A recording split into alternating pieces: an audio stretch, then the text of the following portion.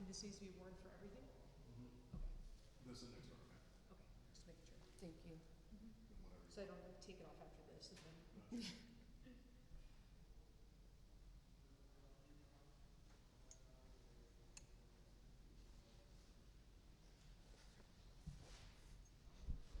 Closer. Hmm?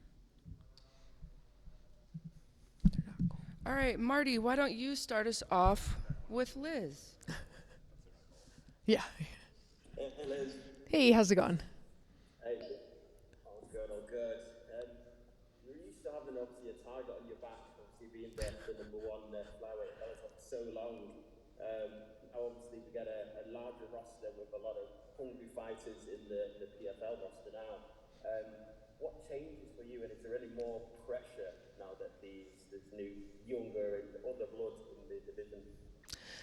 No, I don't really feel like there's more pressure. I kind of put that pressure on myself when I went into Bellator on wanting to make a new chapter of my career and make sure that I set out with getting finishes and not going to decisions anymore. In my 7 fights at Bellator, only one of them went to decision, and I plan to do the same thing in PFL. I don't want decision wins, and for the best outcome of the season, it doesn't benefit me to have decision wins. So I'm going out there hungry, looking for finishes, looking at these young, hungry women. They're super talented, and they want to get the $1 million. And like you said, there's a large target on my back, so I have to stay sharp, and I look to do that every time I go back to the gym. And you're right. You've been on an absolute tear, obviously, since you joined Bellator. We know that your next fight, obviously, is against Juliana again. What goes through your mind? What did go through your mind when you found out you were facing her for the third time? Initially, I was disappointed. I wanted the challenge. I wanted something different. But then I saw it as an opportunity to face somebody who's probably to come out there with an entirely different game plan. Somebody that's coming out because there's $1 million on the line, who feels like the first 2 fights didn't really go her way, but she felt like she should have won them. She felt like the first one was controversial and it was a bad call. The second one, she was just caught off her game, but she was winning up until that point. So that tells me it's somebody that's willing to go out there and be super dangerous, and I can't rely on them to do the same things they've done before, which means you can't really create the game plan that you think you can. So you have to just be ready to make changes on the fly at every moment. Thanks. And the last one for maybe really quickly. Are there any specific names in the tournament that you actually do want to be drawn against at the moment? Yeah, of course. I think Dakota's is a big name they're looking to get drawn against. She having been the UK champion, I'm definitely excited to face her, and I think that she's a name that's starting to rise up through the ranks that people are knowing. So ultimately, facing her at some point, ideally in the finals, would really be exciting. All the best, Liz. Thank you. Andrew. Hey Liz, how you doing? Good. How are you? Good, good. I just wanted to ask about a quote that you did an interview, I believe it was yesterday, where you talked about the lack of charisma among the bantamweights. And I think I would like to hear you expand more upon that. What would you think about trying to promote yourself as a fighter? Because you obviously want to show your skills. You want people to know you for your skills, but then the other aspect is that you have to sell a fight. Yeah. And I just want to know personally from you, how do you find that balance in trying and people respecting your skills, but also knowing, yeah, I want people to watch my fights and I want them to tune in. I got time to talk, so to speak. Yeah, I definitely think that I fall short on that balance. I think that, the people that are willing to go out there and they like doing the OnlyFans, they love and have a great creative flow for when it comes to social media and being able to create content that people want to see, creating a brand that relies on social media. Those are the people who want to see fight. Whether they think they're super talented or not, they tune in to see them fight. Sometimes it comes at the cost of their own skill set in the gym. Others do a great job balancing the two.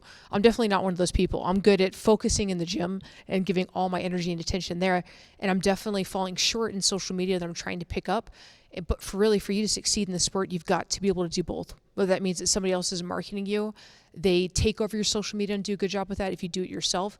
But you have to be able to be balanced with both to really succeed and to get a name for yourself. Great, thank you so much. Looking forward to your fights. Thank you. Anik. Liz, I got a couple fun questions for you. If you were in a street fight, name one Bellator and one PFL fighter you'd like by your side. Ooh. One bell. You know, I've been out and about with Alima Lane McFarland. She's a hilarious drunk. So I think I'd probably have to go with her because she looks like she's not going to do anything. Sometimes she's passed out against a wall and then she goes full active mode. So she's like the sleeper attack person that she is unsuspecting. So I think she's good and she'd be my pick for Bellator. For PFL, I'm going to go with the giant heavyweight because the intimidation factor of somebody that's like 7'2", you can't beat that. So which giant heavyweight is that? I'm trying to remember his name. We were just talking about him today, and I'm just drawing a blank. But he's one of the ones that's fighting for the season plate, and I think he's 7'2" or something crazy like that. Gotcha. Thank you. Best of luck. Thank you. Gabriel. And Liz, I was just wondering, were there ever any talks about trying to make the bantamweight thing happen and just seeing if they might oblige you? Because coming off of Bellator 300, you had talked about, hey, what could be the next thing and, that possibility. Yeah, it's something that I keep putting out there, and I've certainly mentioned to my management and hoped that they would bring it up to both Bellator and PFL. Unfortunately, they had proposed the idea that it looked like they were going to do this tournament and do the season play, and with that on the line, they couldn't possibly be able to do a 135 and a 125 division. So, unfortunately, I fell short with that. I'm hoping that succeed this season, and then I can really push to do the 135 season like we've seen the other women do as well. There used to be a lot of talks about a Bellator flyweight Grand Prix. Does this kind of feel like that opportunity? Obviously, the cast of names and people and personalities is different, but I feel like this is the one that a lot of the fighters really earned building that 125 division. Do you feel the same way? Yeah, I like the idea of doing it within PFL because that means that I got to secure my belt in Bellator, and now I have an opportunity to do that tournament style Grand Prix that Bellator is saying, but now with a different organization being able to get another belt. Maybe a bit of an odd question. Do you feel like a defending champion right now? Because obviously, it's a little different, but most people would probably say, well, Liz is the best one in the field.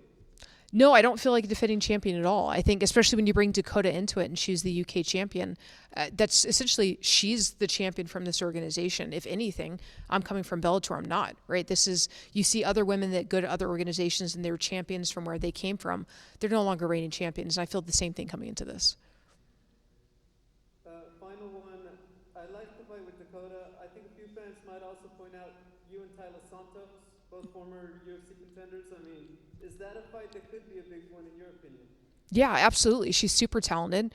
And I think that we all know what she's bringing into this season play, and that she'd be a great person to team up with and go against in this tournament. Thank you. Thank you. Joey. So you now in your 14th year in professional MMA, and you seem to be performing at a higher level than you ever have. So what would you attribute your continued success to after such an illustrious career? If I'm being honest and forthright, stem cells. It's something that I've done, and I feel like that has helped my body heal and recover faster than I ever would have. It's prevented me from doing surgeries. My body feels healthier, and I'm also just a late bloomer. Everything I've done my entire life, like I didn't join the Marine Corps at 18. I joined right before my 21st birthday. I got out of the Marine Corps. I started MMA right before my 26th birthday. Everything I do is later than everybody else. It's just who I am as a person. So it's the same thing in my MMA career. I had to make those early mistakes, and now I'm starting to learn from them and starting to grow and adapt for the better now. So you went on a big undefeated run in Bellator. You won all your fights won by finish. So are there any new challenges that you're particularly excited about in this women's division in PFL, or do you feel you're going to have another dominant run coming up? Yeah, of course, I want to see everything play out, and I want to have a dominant run. And even in Bellator, that's what I wanted. But it's MMA; you never know what's going to happen. But it's exciting. I like how the rule set is set up. I like being as active as I'm going to be when it's something I prefer to do because I train year round.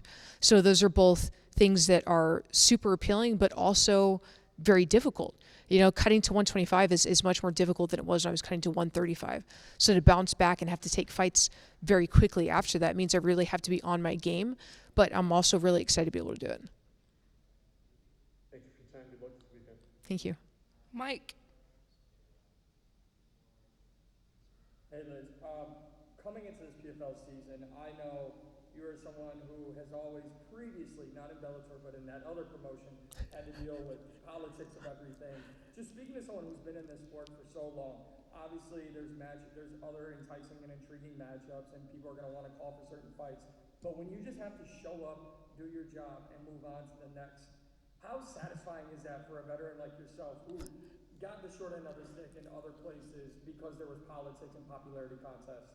Yeah, that's so satisfying is knowing that if I'm ranked number 2, it's because I beat out the other girls on an unbiased point system and moved up through it. It's not done just because they have 1 million followers. They're the pretty girl. They didn't really fight great people. So I love that, and you're absolutely right. It just allows me to go back and just focus on moving forward. And just kind of looking at everything, right? After being mistreated at your first stop and going in and winning a belt at Bellator, you could have been like, I've achieved everything. And obviously you've talked about, a Dakota and some of the other challengers out there. But what enticed you the most about coming over to PFL, joining this tournament, and going for another belt? Is it simply that, getting another belt? It's 3 things. It's getting another belt, being able to hold 2 belts, one in one organization and the one in another. It's being able to get $1 million. Let's be honest, for a female fighter, that's the most we see in our career ever, right? So yeah, I definitely want to work for that and be able to get that.